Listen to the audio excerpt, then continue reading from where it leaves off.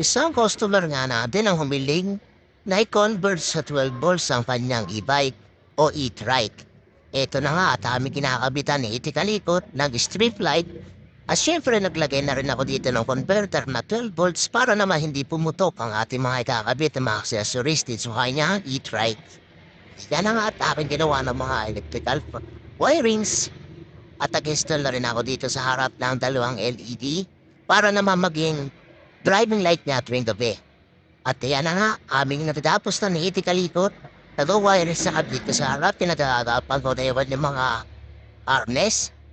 At nasa ganon maging maayos at presentable ang ating gagawin na pag-wires dito sa kanyang e-trike. Colorful na yung ate kinabit dito na strip light. Yan. Siyempre, meron din tayo dito ang kinabit na fuse box para maging safe yung ating mga electrical na gagamitin. At dahil nga naka-converter na siya ng 12 volts, pwede na rin siya maglagay dito ng mga sound system na compatible sa 12 volts. Pwede na rin siya mag-add sa bubong ng kanyang mga ikakabit pa na mga gusto na ilaw.